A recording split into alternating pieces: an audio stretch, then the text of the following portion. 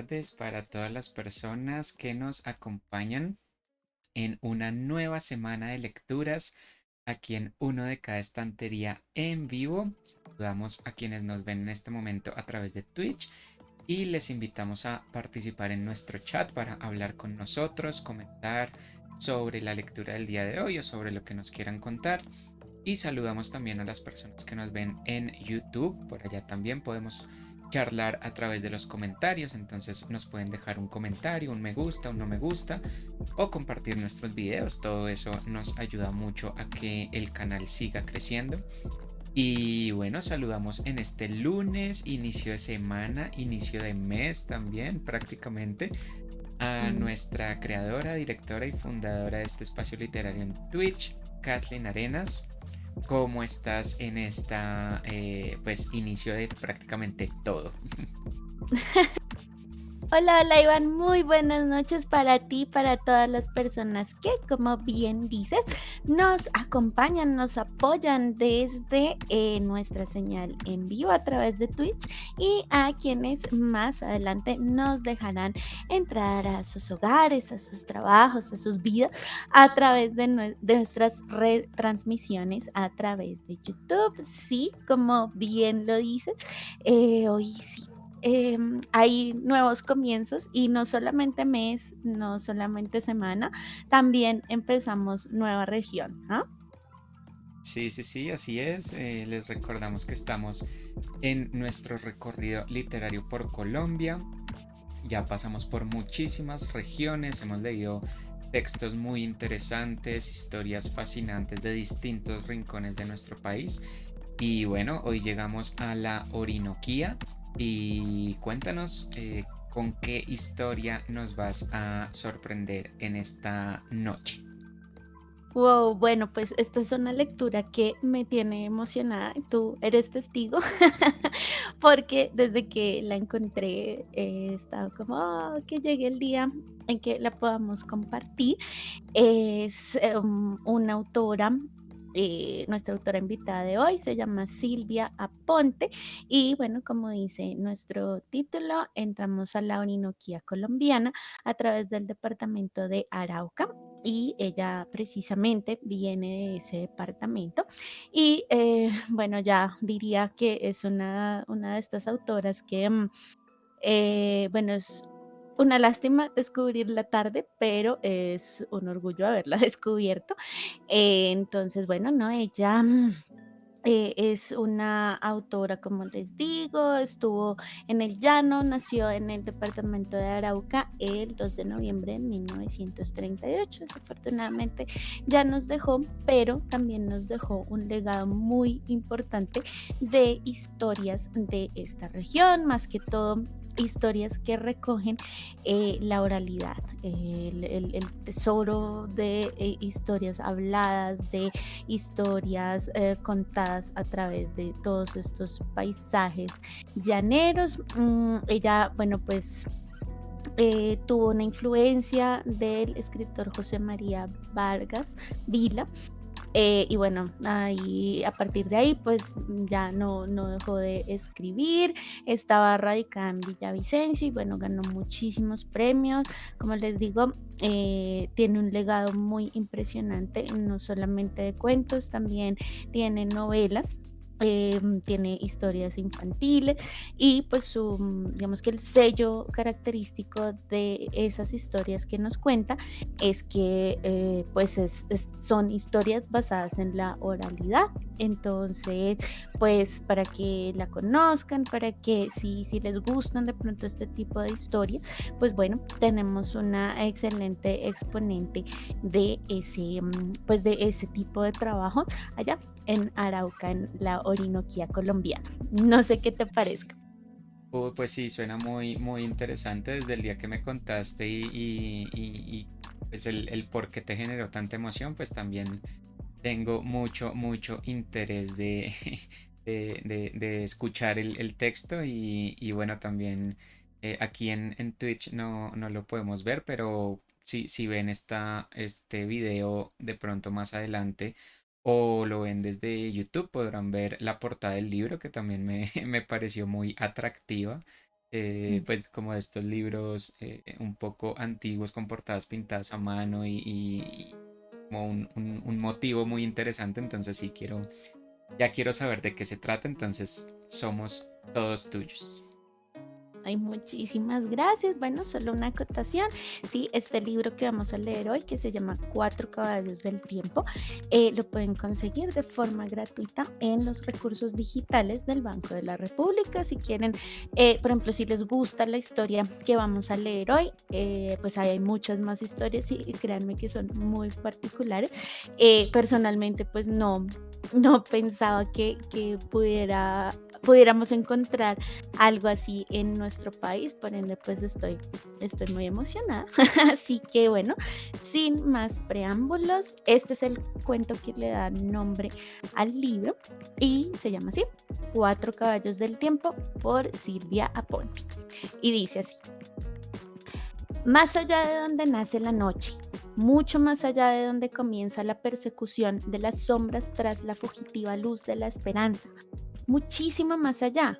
Me cuenta mi amiga Paulina Encinosa, la hija del gran maestro Cuchuco, heredera de sus leyendas y de sus poesías, que por allá en esas tierras aconteció la historia de los cuatro caballos del tiempo. Que eso fue en un país tan lejano, que verdaderamente no me acuerdo, y mejor pongo a esos caballos a volar por los parajes del llano. Había un hogar campesino formado por dos ancianos, padres de tres hijos varones. Esta humilde familia vivía de las cosechas de pequeños cultivos y una mínima empresa de carbón vegetal, que 2 veces al año llevaban a vender al mercado del pueblo más cercano para suplir sus más apremiantes necesidades. Fue así como al hijo mayor lo comisionaron los padres para ir al pueblo a vender la cosecha. La madre se esmeró preparándole el bastimento al hijo, le fritó una de las gallinas más gordas, doró 3 arepas con abundante queso y envasó en una tapara el guarapo que estaba en su punto y todo lo metió en él por si acaso, que entregó a su hijo para que comiera durante el camino.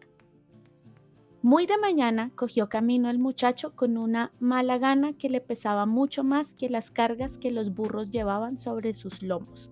Renegaba el fulano a diestra y siniestra, pues jamás había estado conforme con ser campesino.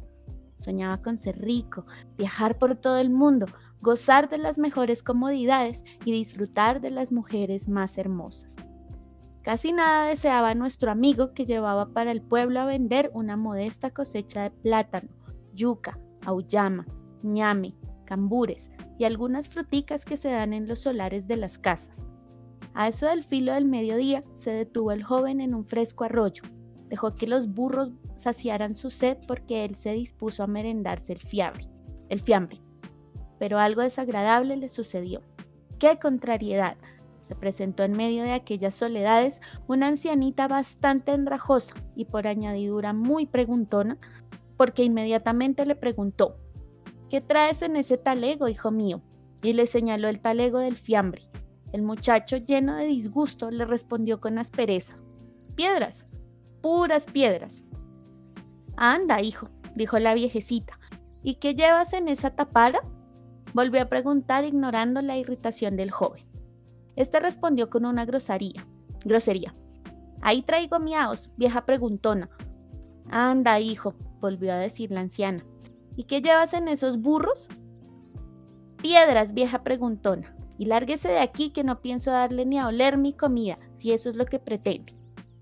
La ancianita le dijo sentenciosa: anda, hijo mío, en piedras se te convertirá la comida, lo mismo la carga que llevas en los burros, y el guarapo se te convertirá en miaos, y hasta el agua del arroyo te sabrá eso. Dicho esto, la anciana se marchó. El joven soltó una estruendosa carcajada al tiempo que mordía con toda gana una presa de gallina que le hizo saltar en pedazos dientes y muelas, pues aquellas presas estaban convertidas en piedra sólida. Exactamente pasó lo mismo con las apetitosas y doradas arepas. El muchacho tiró su bastimento al arroyo, seguido de un rosario de maldiciones. Se empinó la tapara para beber guarapo y de inmediato lo escupió. ¡Maldita vieja! ¡Debe ser bruja!, gritó, regando el contenido de la tapara en las aguas del arroyo. y como tenía tanta sed, se agachó a beber agua, pero también el agua sabía a miaus. Por fin llegó el malhumorado joven al pueblo y voceó anunciando su mercado. La gente de inmediato vino a comprar la verdura fresca, pero ¿cuál no sería la sorpresa? Que solo había entre los bultos piedras, puras piedras. «¡Esto es una burla!», gritaron. «Ahora mismo te enseñamos a no venir a vendernos piedras». El fulano corrió cuanto pudo para escapar del agraviado pueblo. Apenas se calmó la gente, el muchacho fue al basurero y tiró todo aquel montón de piedras. Dejó en libertad a los burros y juró que no regresaría nunca a su casa.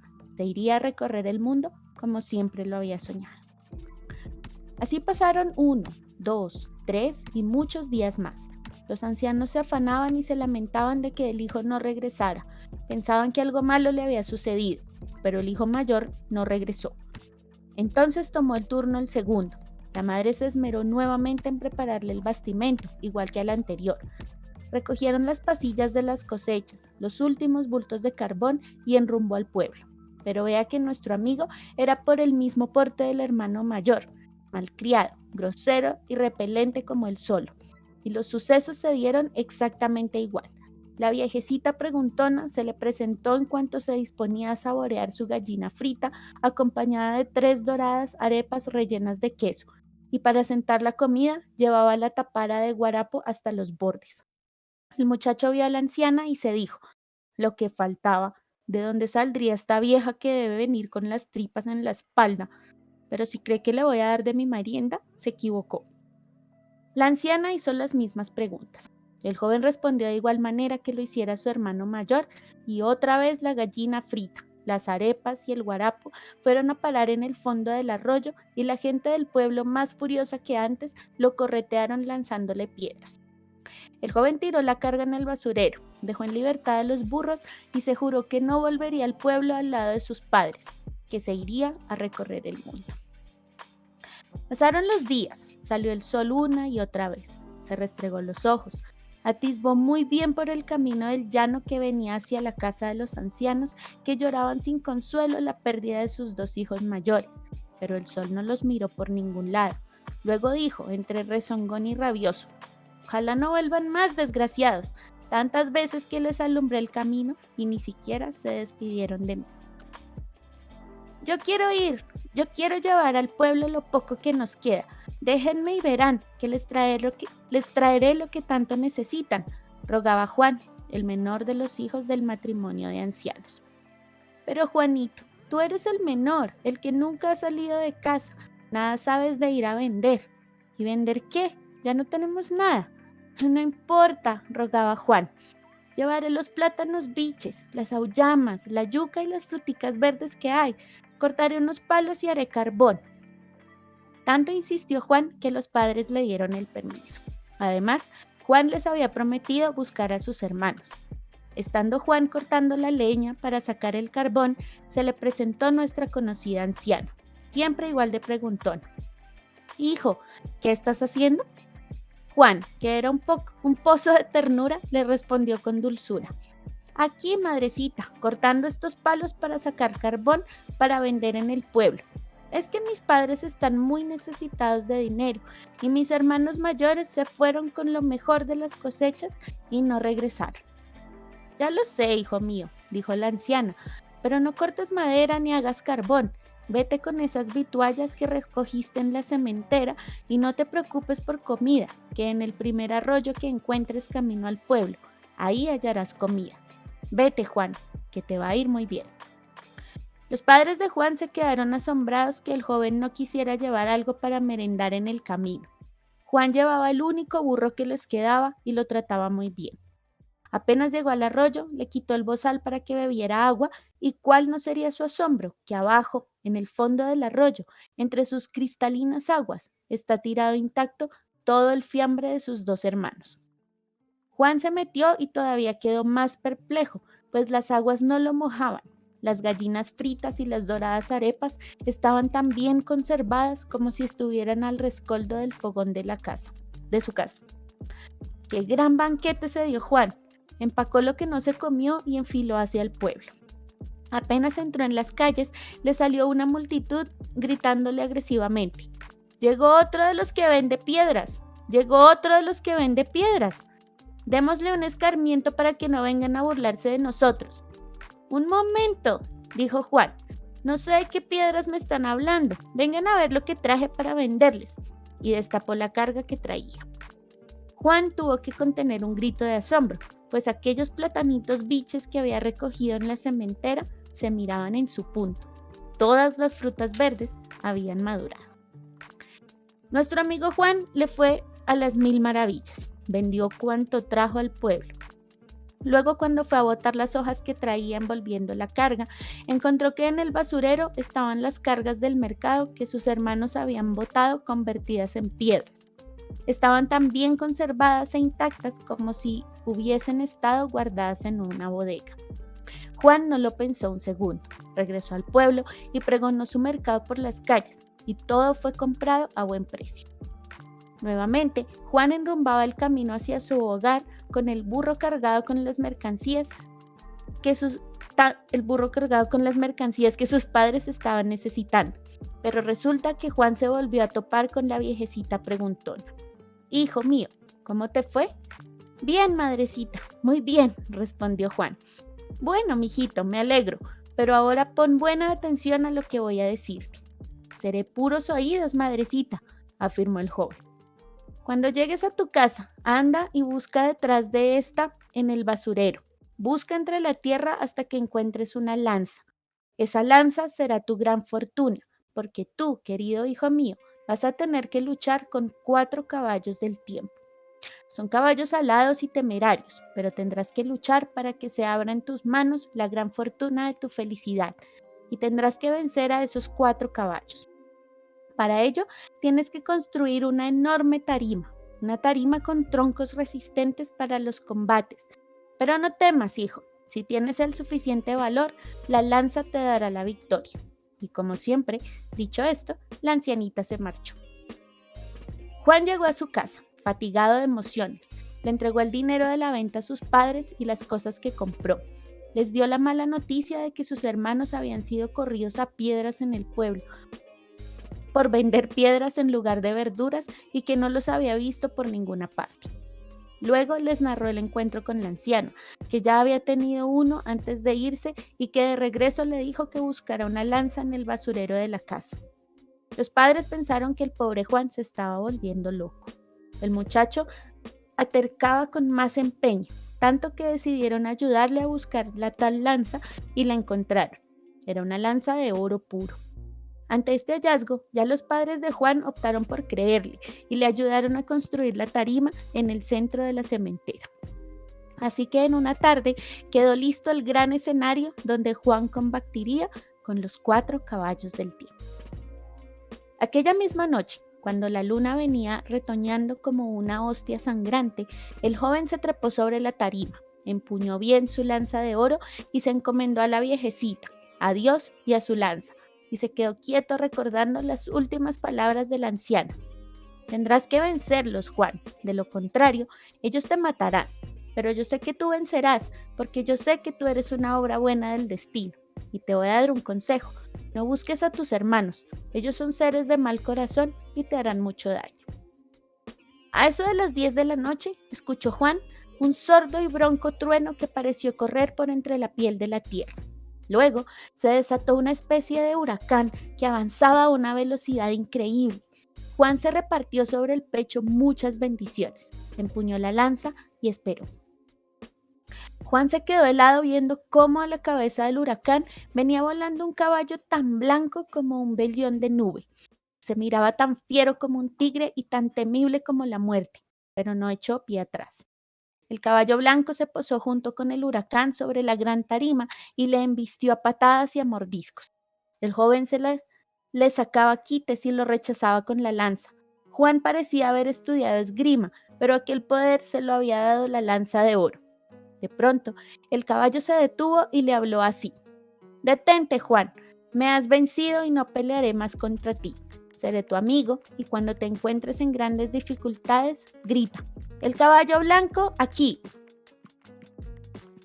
Y allí estaré yo para ayudarte».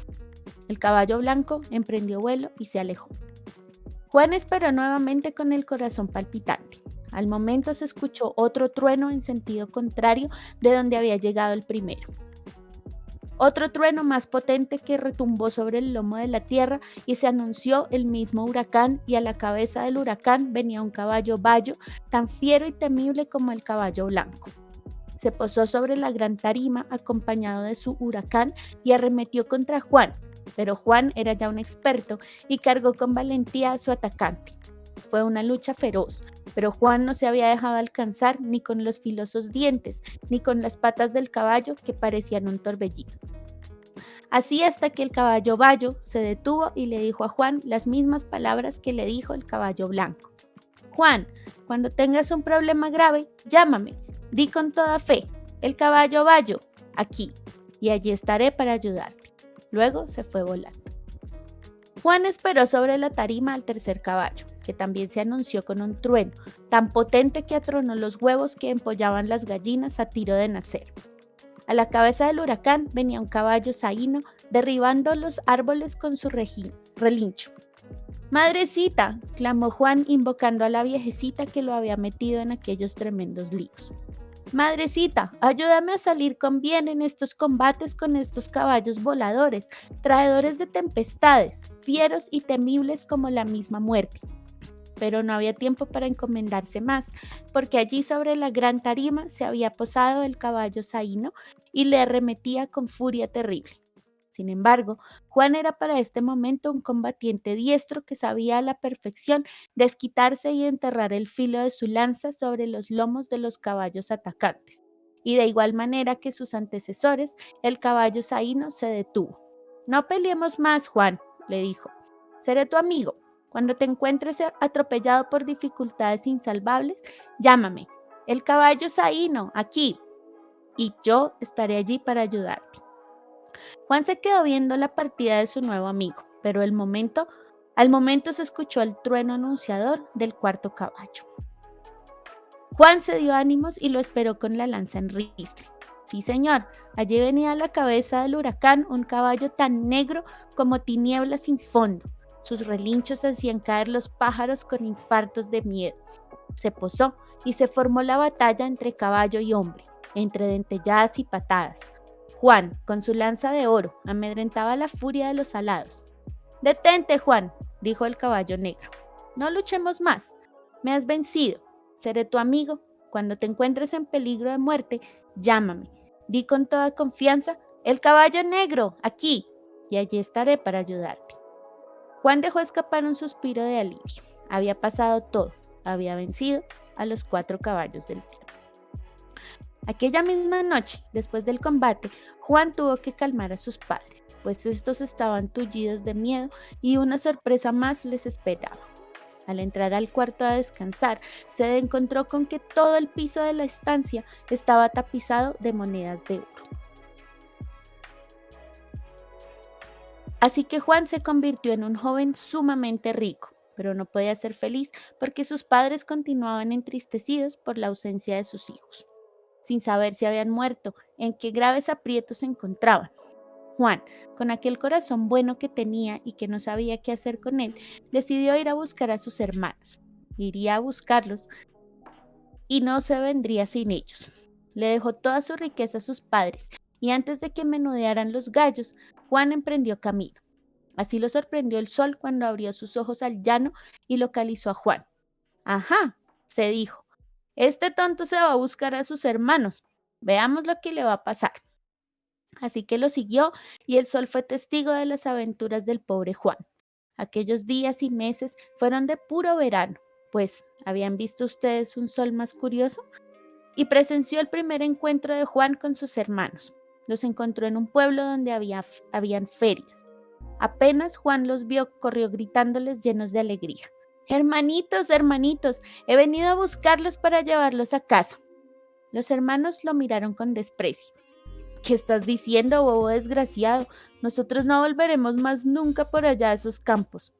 «Hermanitos», insistía Juan, «ahora no somos pobres, somos inmensamente ricos». A esto los hermanos rieron a carcajadas. Este mequetrefe se volvió loco. Por más que Juan hacía esfuerzos para convencerlos, los dos jóvenes se irritaban a cada momento más y más. ¿Ahora qué hacemos con este bobo loco?, se preguntaron. Pues llevémoslo lejos de aquí y lo dejamos donde no puede regresar. Vamos pues, le dijeron. Juan, alborozado de alegría, iba contándole a sus hermanos los acontecimientos que habían sucedido en su ausencia. Estos a cada momento se convencían que además de bobo, su hermano estaba chiflado de remate y qué vergüenza sería para ellos que los llamara hermanos. Había que eliminarlo y así lo decidieron. Cuando estuvieron lejos del poblado, le cortaron una pierna, dejándolo tirado sin conmoverse ante sus lamentos. Hermanitos, ¿por qué me hacen esto?, les preguntaba Juan. Yo vine a buscarlos y tengo que llevarlos para que mis padres sean felices. Bobo pendejo, decían los otros poniendo oídos sordos a sus súplicas. El sol fue a ocultarse temprano para mañanear al día siguiente y continuar a la expectativa de las aventuras de Juan. Pues bien, Juan pasó toda aquella noche sufriendo y cuando amaneció se decidió a llamar a su primer amigo, el caballo blanco. ¡Caballo blanco, aquí! El caballo blanco apareció de inmediato. ¿Qué te pasa, Juan? ¿Qué te han hecho tus hermanos? Eso te pasó por bobo y buen corazón. Bien claro te lo dijo la anciana, que no buscaras a tus hermanos. Mira lo que te han hecho. El caballo blanco recogió la pierna que estaba tirada, la lamió amorosamente hasta ponerla tibia. Mordiéndola por la parte del tobillo, se la colocó a Juan. Luego continuó lamiéndole la pierna hasta que quedó completamente pegada. ¿Estás bien nuevamente, Juan? ¿Y ahora en qué piensas? Juan respondió sin vacilar. En mis hermanos. Salí a buscarlos y debo llevarlos. El caballo, lleno de furia, le reprochó. Pero, Juan, ¿tú por qué eres tan porfiado? ¿No ves lo que hicieron tus hermanos? Pero ellos son mis hermanitos y yo salí a buscarlos y debo llevarlos. El caballo pegó un relincho y se fue volando. Otra vez Juan recorrió lejuras y más lejuras, y el sol, más interesado que nunca, lo seguía. Lo tenía quemado de tanto ponerle los ojos encima, así hasta que llegó a otro pueblo. Allí estaban los malvados hermanos. Cuando Juan los descubrió, salió a la carrera gritándoles: Hermanitos, qué bueno que los encuentro. Vine a llevarlos a nuestra casa. Ahora somos muy ricos. Los malvados se asustaron al verlo corriendo con sus 2 pies, tan sanos como si nunca le hubieran cortado uno. ¿Qué será lo que tiene este loco? ¿Será que lo protege el diablo? Ahora sí que va a tener que protegerlo muy bien, porque vamos a acabar con él. Y se convidaron los 2 perversos para asesinar al hermano bueno. Esto que relatamos nos lo contó el sol confidencialmente. Nos dijo que lo volvieron pedazos y lo dejaron tirado en un lugar árido a la intemperie donde se lo comieran los gallinazos. Pero el caballo bayo se apareció y con sus babas fue juntando pedazo por pedazo hasta que logró armarlo. Luego, con su respiración, le infundió calor hasta traerle la vida nuevamente. Cuando Juan le daba las gracias al caballo bayo, éste le preguntó: ¿Y ahora en qué piensas, Juan? En mis hermanos, respondió tan frescamente como la vez anterior. Yo salí a buscarlos y debo llevarlos. Condenado, Juan, dijo el caballo, eres más porfiado que la mujer de Garabato. ¿No ves lo que te han hecho esos caínes? Pero son mis hermanitos. Salí a buscarlos y debo llevarlos. Ante esto, el caballo bayo se fue enojado también. Y ese y otros días más, el sol anduvo sin perderle paso a Juan. Fue así como se pilló la otra maldad de los hermanitos malvados. Juan los encontró en otro pueblo en medio de una gran feria, donde les gustaba permanecer tomando y apostando en juegos de azar.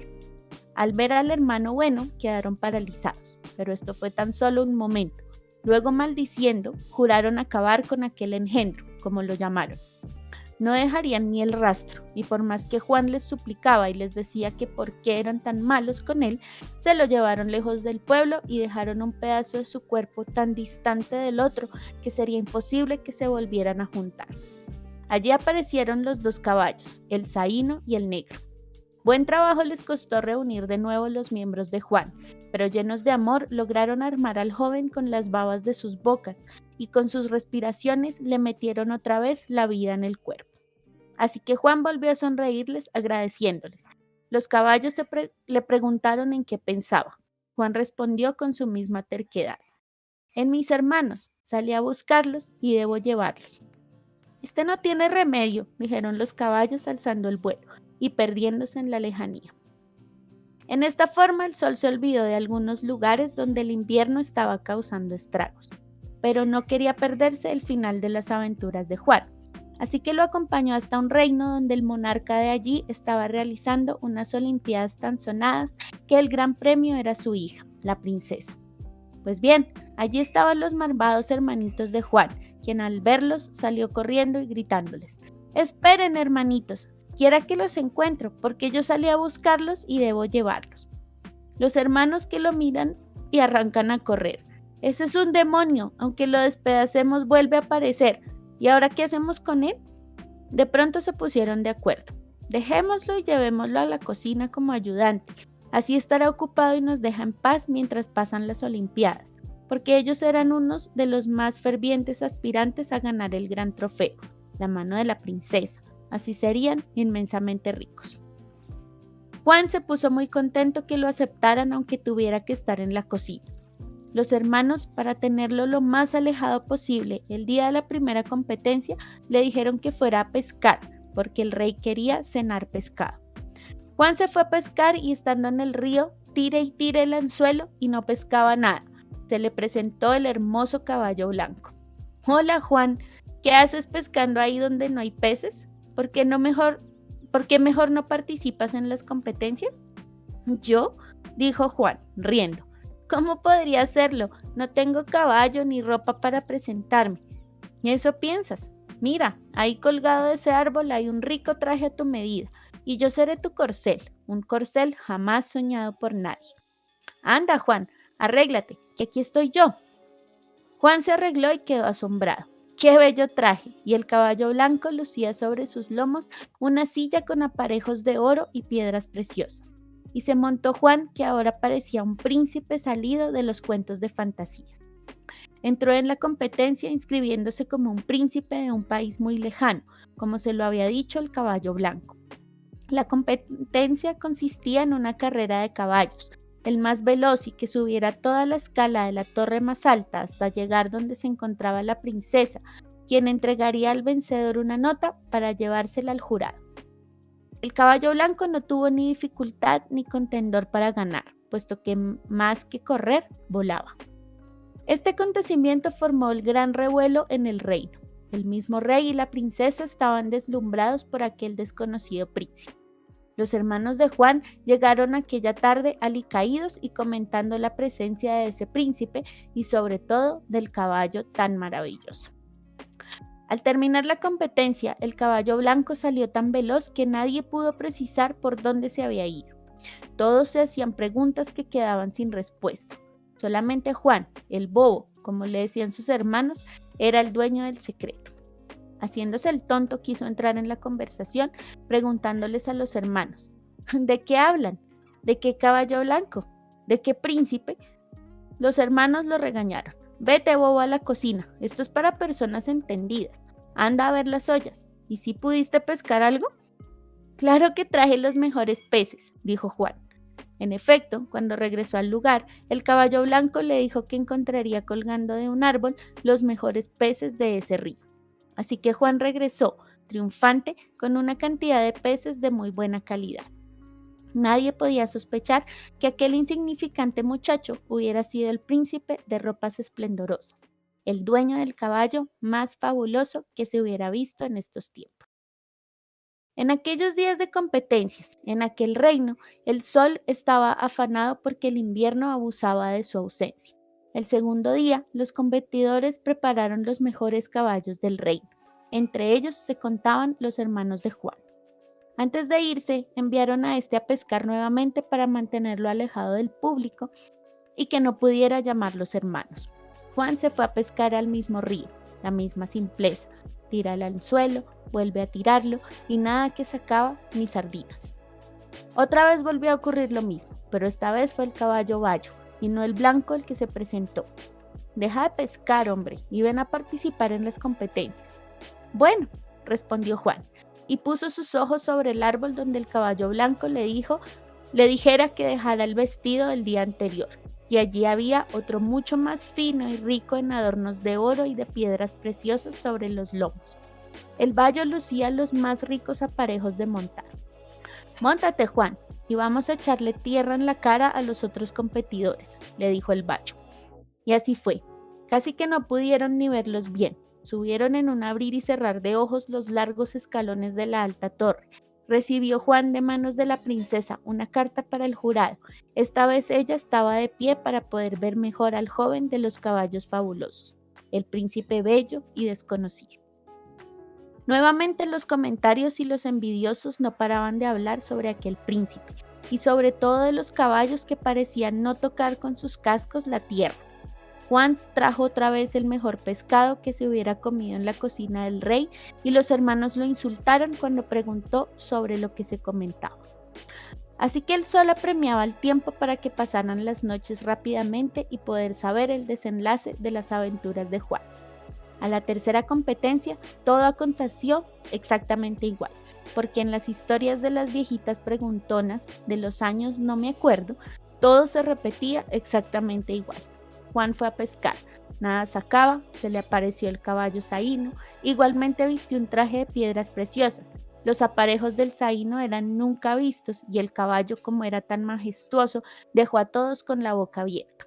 La princesa quedó más deslumbrada que el día anterior y el rey estaba tan intrigado que no podía dormir haciéndose preguntas sin respuestas.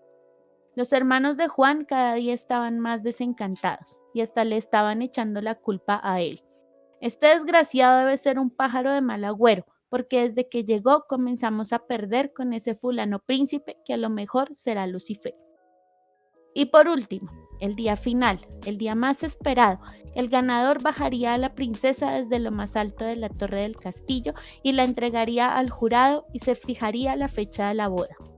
Juan madrugó a bañarse con hierbas aromáticas, brilló sus dientes con carbón, peinó su melena con baba de guásimo y se perfumó con pepas de sarrapia. Y qué bello se veía Juan sobre el caballo retinto, con una silla reluciente de diamantes. Las ropas de Juan eran tan blancas y deslumbrantes que el sol se quedó encandilado. «Condenado campesino», gruñó, frotándose los ojos. Los hermanos de Juan estaban dispuestos a hacerle trampa al príncipe para hacer resbalar el caballo cuando fuera subiendo las gradas de la altísima torre. Pero no supieron en qué momento pasó el caballo negro y cuando lo vieron venía de regreso con la princesa. El caballo negro les metió un par de patadas y los tiró lejos. «No me digas que son tus hermanitos, que viniste a buscarlos y debes llevarlos», le dijo a Juan. El sol estaba que se iba y no se iba, y como una dádiva a Juan le concedió un día más con su deslumbrante imagen como regalo de boda. Pues al siguiente día se celebró con una gran pompa el matrimonio de la princesa más bella con un joven príncipe desconocido. Y así fue que el curioso sol pudo enterarse que apenas Juan estuvo desposado con la princesa, los 4 caballos del tiempo se convirtieron en 4 palomas blancas que se fueron volando y cantando canciones celestiales. Y me aseguró mi narradora que aquellos caballos voladores eran 4 ángeles venidos a la tierra en 4 tiempos diferentes para hacer 4 obras semejantes. ¿Qué te pareció? Uf, pues súper, súper chévere. Sí, como tú lo decías, mm, es sorprendente que existan este tipo de historias aquí, como con esa estructura de la que ya habíamos hablado hace mucho tiempo cuando leímos El pájaro de fuego. Ujú. Y pues ese tipo de historias como tan de los hermanos Grimm, de Andersen, ese tipo de cuentos. Entonces, me gustó mucho, pues podemos ver las mismas características de las que ya habíamos hablado en esa ocasión, Ujú. los actos en 3 tiempos, los hermanos, pues como siempre los mayores pues terminan haciendo cosas malas y el menor es el que viene a salvar la patria. Curioso que también se llame Juan, pues en el caso del pájaro de fuego, el Zarevich era Iván, que es la versión rusa de Juan.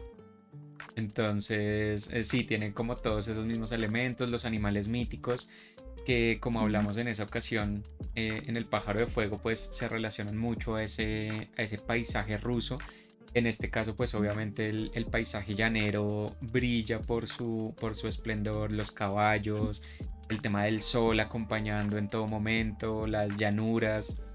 Sí. Entonces, sí, es como leer esas historias, pero ya en un contexto meramente colombiano. Entonces me pareció muy, muy interesante cómo está construido el relato.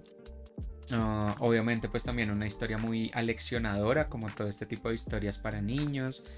Y bueno, también me causa curiosidad el hecho de que sean tradición oral, ¿no? Que es como lo más representativo de este libro. Sí, completamente de acuerdo. Digamos que, bueno, por lo general pues cuando escogemos estas historias o estos cuentos, por lo general tratamos de leer precisamente el que le da el nombre al libro. Y sí, definitivamente, pues bueno, los demás, como les decíamos, pues esto lo pueden encontrar en internet, en el repositorio del Banco de la República. Y los demás cuentos, pues, pueden ver que son exactamente así, como versiones de los cuentos que los tradicionales, los que ya conocemos, sí, como los del pájaro de fuego, pero entonces tienen, ese escenario que fue, lo que me llamó mucho, mucho la atención. Porque bueno, no, aquí le empacan arepas a los hermanos y le empacan gallina frita y y me pareció muy muy curioso, y pues mucho más, saber pues que existen esas historias, pues, digamos que en nuestro contexto, ¿no? Entonces, pues uno por lo general, y creo que lo veíamos en esa sesión, pues sí, existen esos elementos, pues no sé, la riqueza, las recompensas para quienes hacen lo que está bien, pero entonces pues ya lo tenemos en este contexto, ¿no? Y más o menos la narradora nos lo dice, a ella se lo contaron, ¿no? Entonces, ella nos lo está contando, pero a su modo. Entonces, pues digamos que hablando de lo valioso que puede ser esto, sí, pueden ser, digamos que es normal, yo creería que es muy normal el tema de que estas historias se repliquen oralmente. Pero pues el twist o lo que los hace únicos es que, bueno, están contados a la manera de que, pues, una manera muy local, ¿no? Entonces, uno no leería en los cuentos rusos, por ejemplo, en los cuentos de los hermanos Grimm, que alguien se refiriera al protagonista como, no, es que este es un bobo estúpido. A lo sumo le dirán como, oh no, estás siendo muy terco o algo así. Entonces sí, me parece muy, pues muy particular que de todas maneras pues tengamos sí las mismas historias, pero como de la manera en que están narradas, pues se escucha de todas maneras muy oral, ¿no? Ese tema de poner de pronto y ese tema de poner personajes, por ejemplo, como el sol, pues también hace parte como de una narración muy oral, ¿no? Si a uno se le ¿cómo explica uno que el tipo se fue y quién lo vio, quién atestiguó lo que estaba pasando, ¿no? Porque, pues, bueno, lo oral también tiene que tener pues, testigos, ¿no? Entonces, bueno, no sabemos quién lo vio, digamos que el sol que lo ve todo. Entonces, pues, me parece muy, muy, muy curioso, pero de todas maneras, pues sí le veo sentido y sí se ve, me parece, en el texto que esto está siendo contado de una manera muy, muy oral. Pues sí, tiene los elementos clásicos de las repeticiones. En un momento dije, no, esto se va para largo porque de aquí a que pasen los 4 caballos, afortunadamente, como es una narración oral también, pues podríamos decir, o yo lo veo así, como que, bueno, ya saben lo que pasó, entonces, bueno, sigamos. Entonces, sí, yo le veo muchos, pues, de la forma en que está escrito, igual, le veo muchos elementos ahí que es como cuando uno se sienta a que le cuenten una historia, ¿no? Lo novedoso del caso es que pues está ambientada en el llano, ¿no? Y tenemos toda una serie de descripciones, de palabras, de elementos que tienen que ver mucho con eso, ¿no? Sí, precisamente te quería preguntar sobre el tema de la oralidad, porque, pues bueno, así como lo mencionas, me queda la duda o me queda como la pregunta de, digamos, estos relatos orales, eh, como que su característica es precisamente que funcionan como una especie de teléfono roto. Alguien se lo contó a otra persona y esa persona, dependiendo de sus habilidades orales, le mete o le quita cosas y lo cuenta, se lo cuenta a otra. Y así el Mm, cuento va como creciendo, creciendo, creciendo. No sabemos en últimas quién es el autor porque son muchos añadidos de cada persona que lo va escuchando. Pero eventualmente le llega a uno una u otra versión. Y pues como que lo bonito de esa tradición oral es precisamente que no hay como que no hay una sola historia. Cada persona tiene su versión, cada persona tiene sus añadidos, sus cosas diferentes. ujú, Pero, ¿qué pasa con eso cuando ya se pasa al formato escrito, que es un formato mucho más perdurable y que como que ya fija, esta es la versión de la historia o este es el cuento, por ejemplo, en este caso, este es el cuento de los cuatro caballos del tiempo? mm, Am, que no, no creo que esa sea la intención de la autora, no estoy diciendo que la autora quiera decir es que esta es la versión y punto, pero mm. sí te quería preguntar por esa dicotomía entre la oralidad y ya lo escrito. ¿Te parece que el cuento, cuando ya está escrito, pierde ese carácter? ¿O te parece que ayuda, que el hecho de mantenerlo escrito ayuda a que esa oralidad no termine perdida completamente? Porque es algo que tristemente ha pasado con muchas culturas y con muchos pueblos, que ya cuando van desapareciendo y quedan muy pocos miembros de esa comunidad, pues todas estas tradiciones y todas estas historias simplemente se pierden porque ya no hay quien no hay quien las cuente, no hay quien las recolecte.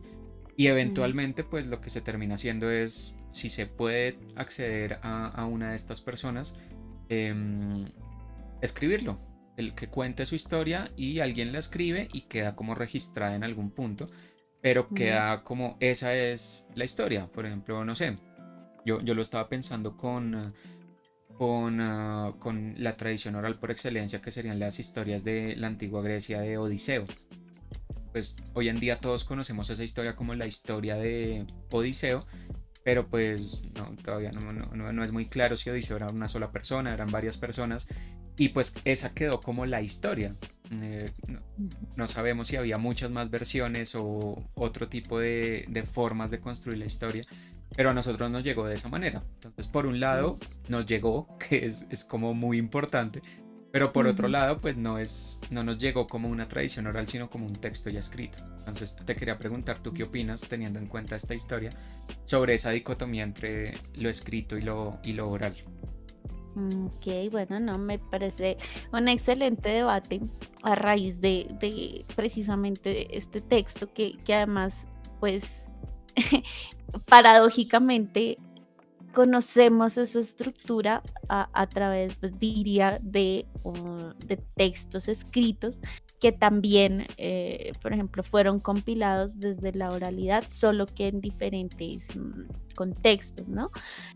Bueno, no, yo creería que igual el registro escrito es necesario, como bien lo dices, porque pues esa es la manera en que las cosas pueden llegar a ser masivas, ¿no? Entonces es mucho más o tiene mucho más alcance el texto escrito, diría yo, pues un alcance un poco más externo, porque bueno, digamos que las tradiciones orales por lo general pertenecen a zonas más demarcadas, más limitadas. Entonces, bueno, cuando alguien decide escribirlo, pues ya digamos que tiene un poco más de salida. Ahora, la otra cuestión es, bueno, cuáles son las intenciones de quien hace los registros, ¿no? Y digamos que eso sí es un factor meramente humano, porque pues al ser relatos orales, digamos que no hay límites, ¿sí? Entonces, quien lo esté registrando va a reflejar la razón por la cual lo está registrando. Si es un registro, digamos, exhaustivo, pues en teoría debería ser objetivo, ¿no?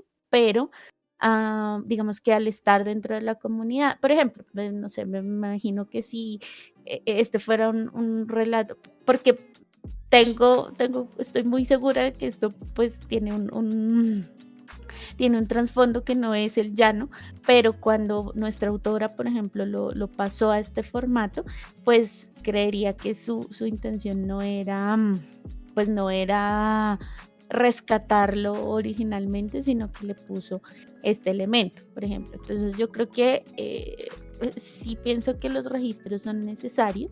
Sin embargo, pues sí, no sé si de pronto habrá alguna otra versión de esta historia. Es el libro del que estamos leyendo, pues tiene una segunda parte donde no solamente nos cuentan estos cuentos, sino que también llegan unos mitos, ¿no?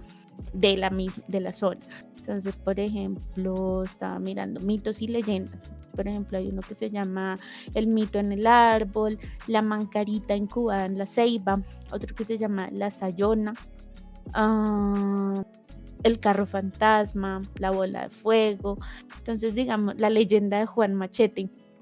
Entonces, digamos que, pues, depende, digamos que si no existieran estos registros, pues no tendríamos como saber, a menos que, bueno, pues se podría visitar la zona y todo, pero pues no sería, o sea, no sé si de pronto ahorita llegaran estas historias a otros lugares, ¿no? Entonces, claro, pues ahorita ya digamos que hay una tradición, conocemos muchos de estos textos ya han sido publicados, ya han sido estudiados, por ejemplo, en los colegios y esto, pero sí, también siempre hay que eh, poner como en contexto que alguien tuvo que transcribirlos y que ese alguien pues tenía sus intenciones, ¿no? Y que probablemente la forma en que los transcribió pues tenía algo que ver con lo que quería cuando lo hizo, ¿no? Entonces pues podemos presumir que son registros,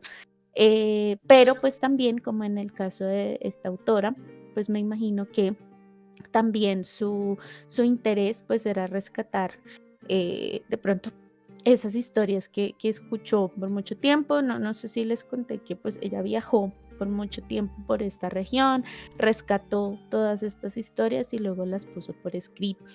Entonces sí, digamos que pues dependiendo de cuál haya sido su intención, em, pues podríamos entrar a mirar, bueno, qué tantos elementos nuevos tiene, qué tantos elementos se inventó.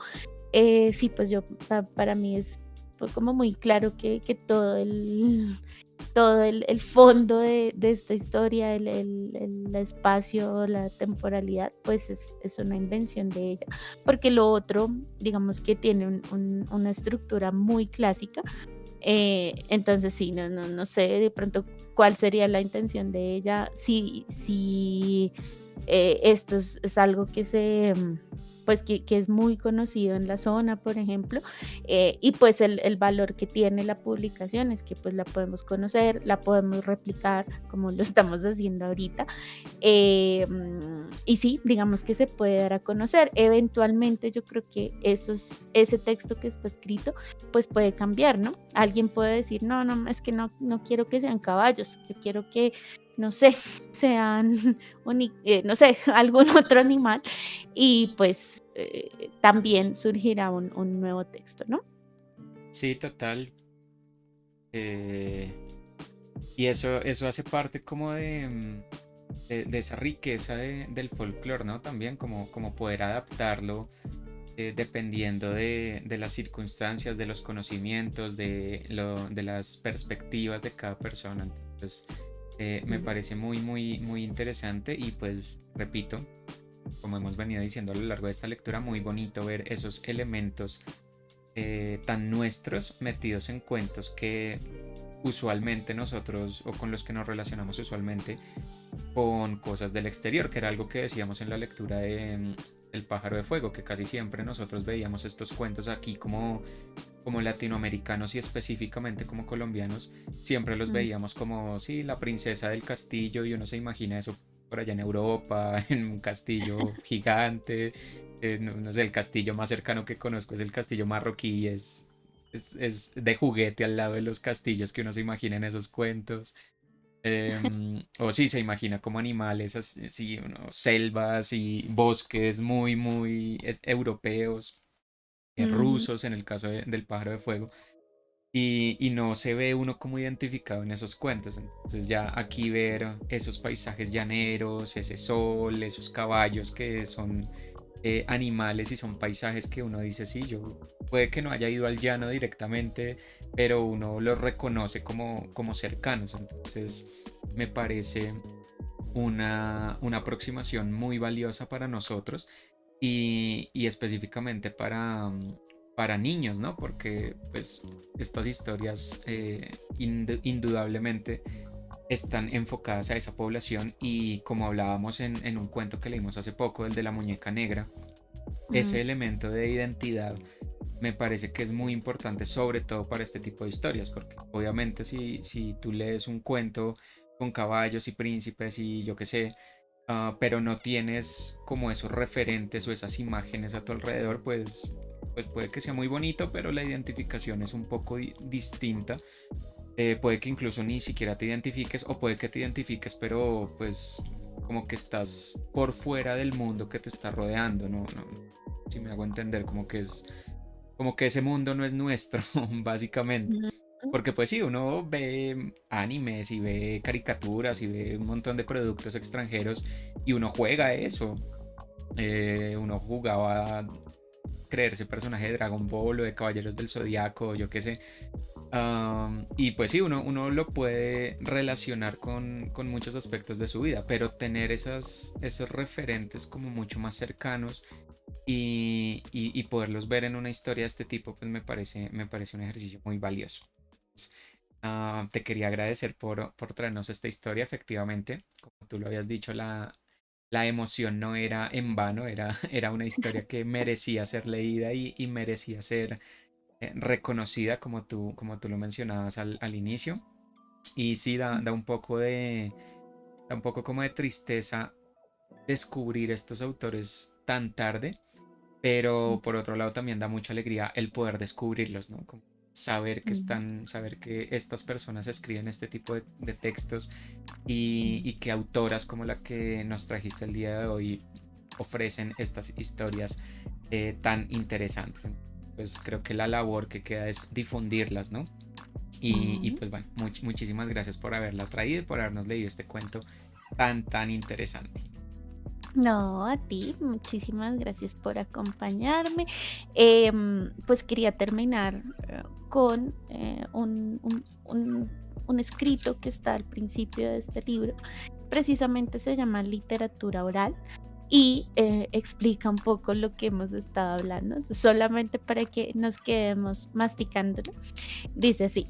A través de la tradición oral, en ese torrente del saber popular de la memoria colectiva de los pueblos, encontramos la literatura oral, la más antigua literatura que recorrió países y más países en la voz viva de los narradores más preciados, contando las fantasías más hermosas que hasta nuestro continente llegaron desde sus lejanos países europeos, dejándonos buena parte de esa maravillosa semilla que en la mente del mestizo y unida a su fantasía dio forma a un híbrido, mitad latino, mitad europeo. De allí vienen los mejores cuentos de la literatura oral, riqueza que tiende a desaparecer en este momento de aculturación que estamos sufriendo como uno más de los tantos males importados.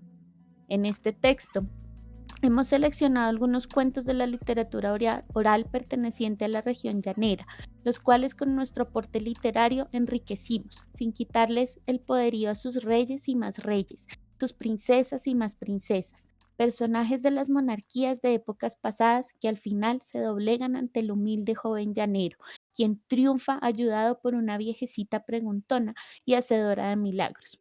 Las mencionadas ancianitas que encontramos a través de dichos cuentos protegen a nuestros héroes y bien pueden ser las hadas madrinas de los cuentos europeos o la Santísima Virgen en nuestro llano, como ingredientes que le dan vida a las costumbres regionales en el alma del cuento. El protagonista, que siempre es el hijo menor de una familia, ya sea pobre, ya sea rica, es el triunfador, el bueno de corazón, es el que perdona las perversidades de sus hermanos mayores, al que una ancianita preguntona y hacedora de milagros le da superpoderes para vencer a los malvados. Esto obedece a la preferencia de las madres llaneras por sus hijos menores, a ese amor protector de cada una de ellas para con su más tierno retoño, a lo que llaman cariñosamente el cuita, el toñeco o simplemente el suti.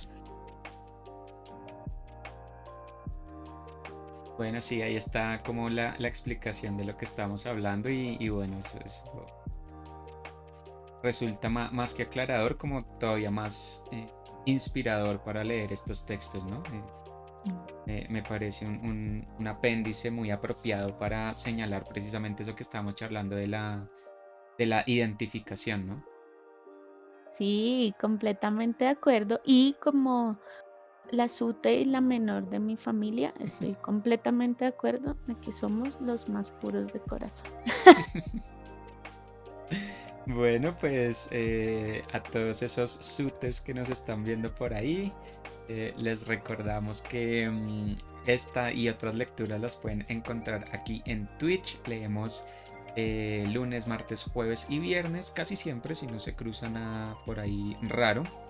Ujú. Eh, eh, Más o menos en este horario, a las 7 de la noche, empezando a leer en este momento.